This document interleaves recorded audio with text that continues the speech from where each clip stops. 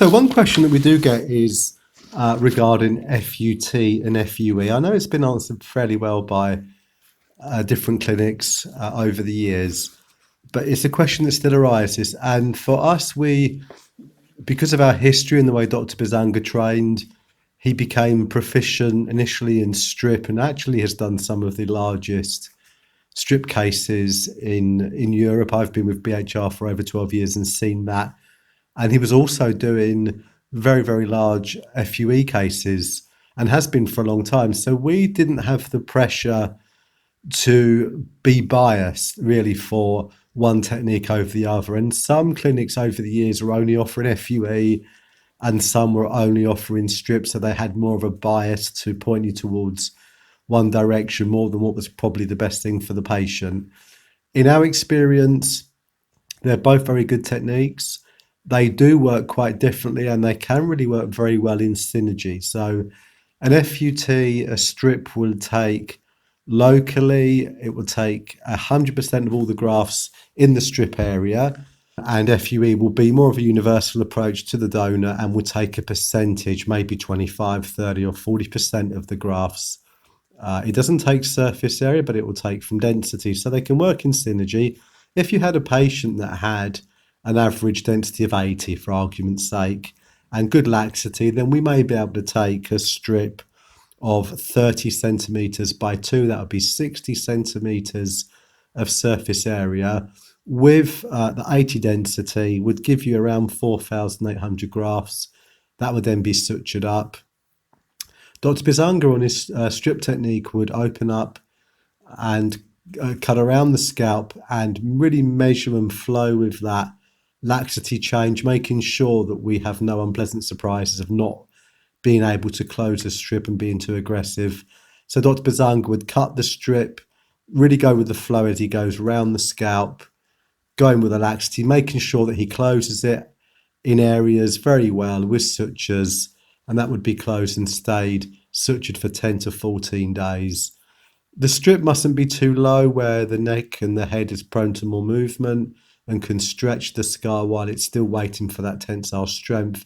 And if a scar stretches, it's usually in the first 3 or 4 months while it really lacks that tensile strength in it. And it mustn't be too high so that the patient could then dip. And as we've seen in some patients in other clinics, that strip scar can become exposed.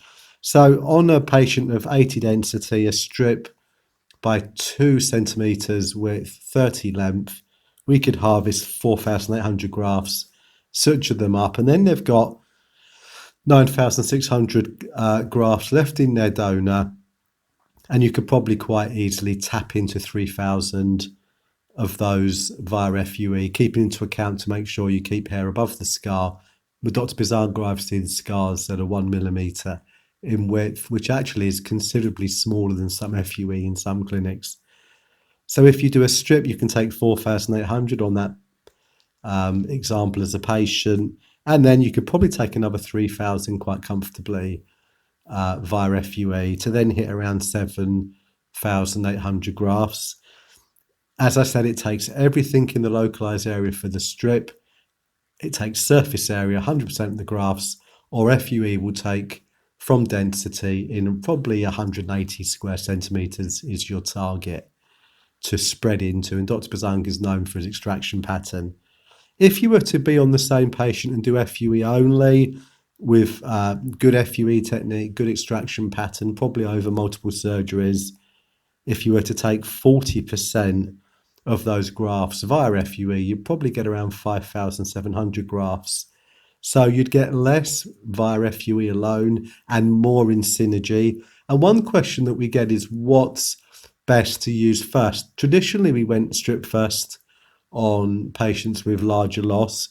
I have seen Dr. Bisanga also shave for a strip scar, and we do not then harvest into that. We leave that in theory for a future strip if the patient were to then need it. So we then do FUE into 120 square centimetres, not 180, because you're taking out 60 centimetres for the strip scar with the same density, leaving that completely alone for a future strip if the patient were to need it.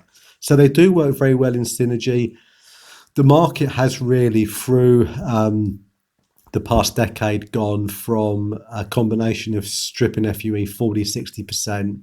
We're now pretty much 95-98% just FUE because of the way the market has gone.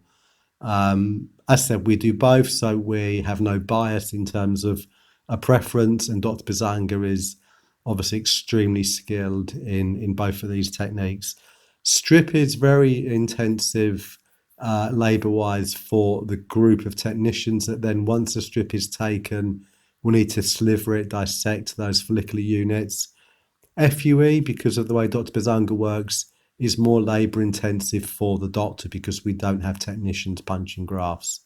So there are differences in terms of the labour. FUE now, as we said, has become more of the requested technique, and for those with quite advanced loss, we can tap into body hair using FUE as well. So I hope that gives you some things to consider that maybe hasn't been touched before. In summary, strip will take surface area in a localized area. FUE will take from density over the whole donor. And if you put them in synergy, you can probably get another few thousand grafts as well. So there's something to consider. I hope you enjoyed this video. Please feel free to contact us with any questions. Hit that subscribe button for future videos, and please let us know how we can serve you, and any subjects or any content you'd like us to produce. We'd be more than happy to do so. Take care.